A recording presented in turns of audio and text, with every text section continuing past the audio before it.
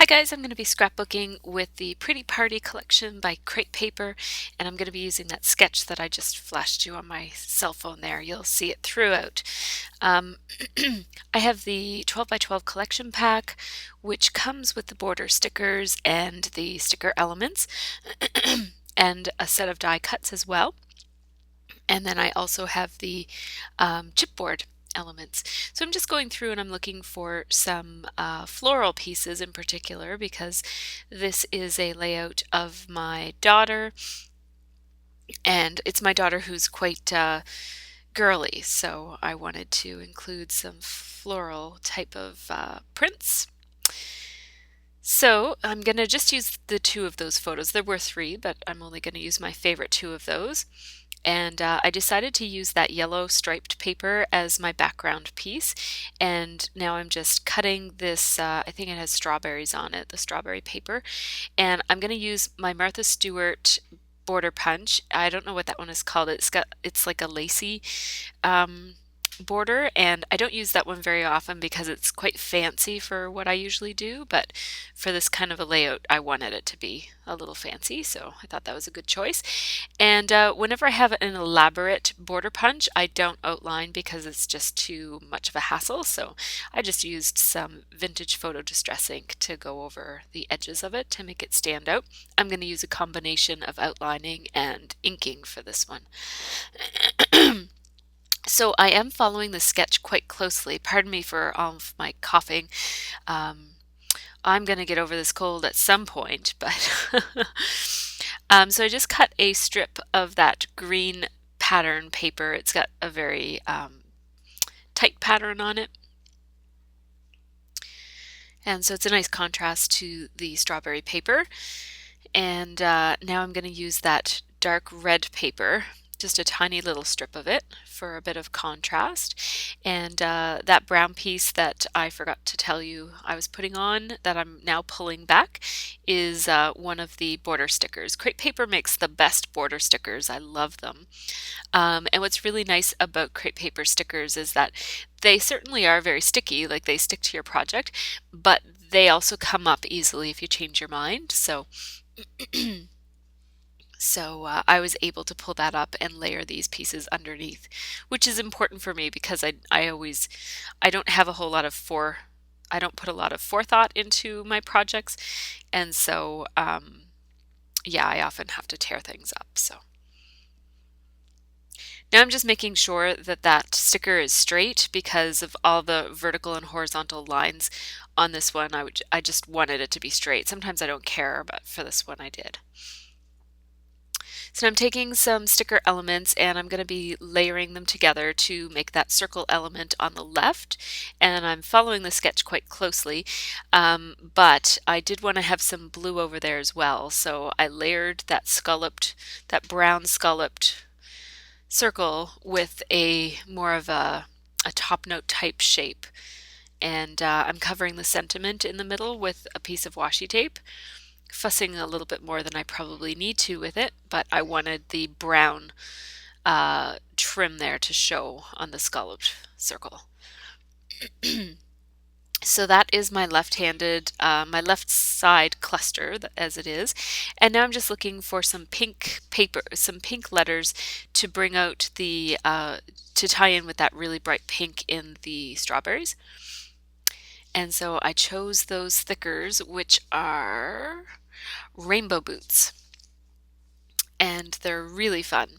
And so my title is Cute Cut, because this layout is all about my youngest daughter's haircut. She wanted her haircut like Rapunzel at the end of the movie when she got her hair sliced off and lost the magic. And so I went back and forth between, you know, cute cut with the green first and cute cut with the pink first, but I went with the longer word in the glitter stickers because I like the glitter stickers better, and I wanted the longer word to be in the pink. So now I'm kind of playing around with where I'm going to put the word cut, and it's not going to end up living there, but that's where I'm putting it for now. I kind of like it there where I had it a second ago right beside the cute, but I end up putting it below and then putting some journaling in between it. So I'm just going to show you what I do when I have these cursive thickers. I don't use cursive very often, but I just kind of layer them over top of one another, and then I go back with my scissors and trim them up so that they all lay flat. And now I'm just going to layer 2 of the element stickers together to do my journaling. So I'm just going to put it in place, and then I'm going to journal right over top. Even though it's a little hard to see my dark marker on the dark sticker, I'm still going to do it anyways.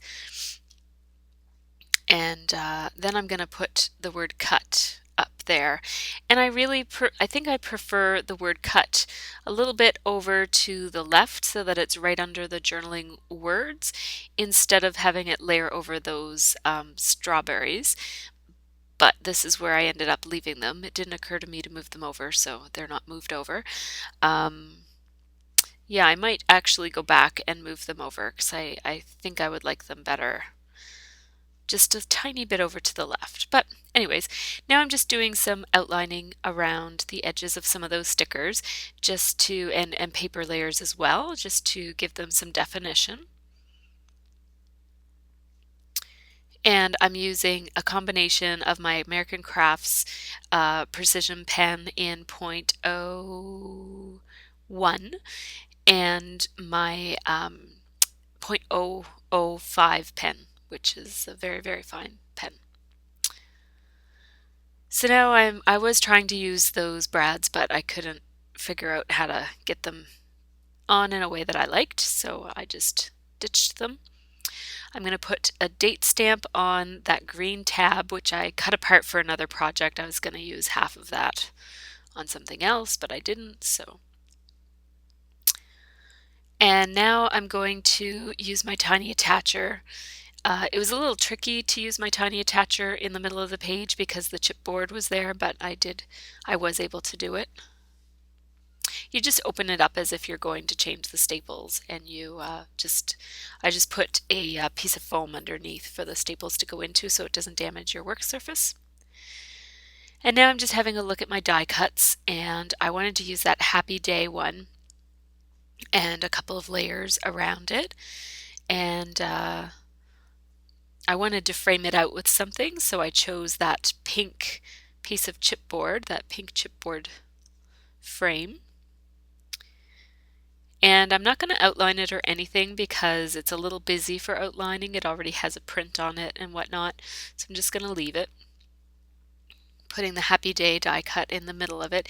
And it does show my paper and the photo behind it, but I think that's kind of a neat look. It's a little different for me. So I just decided to leave it just for something different. Another time I might have backed that Happy Day die cut on a solid piece of cardstock or something so that you wouldn't see the paper showing through, but in this case I just kind of liked the look. So I'm going to outline that strawberry, and I'm outlining that label sticker, and I'm outlining another sticker that I'm going to end up not using. And then I'm just taking the rest of that beaded brown border sticker that I used up top, and I'm putting a tiny bit more of it there. There's no blue in that cluster that has the frame, but that's okay. So there's some close-ups. And yeah, I don't think I have much else to say about this. I just used some dimensional stickers to make all of my layers work together, the layered stickers and chipboard and whatnot. And this one came together pretty quick in about an hour and a half. So thanks for watching.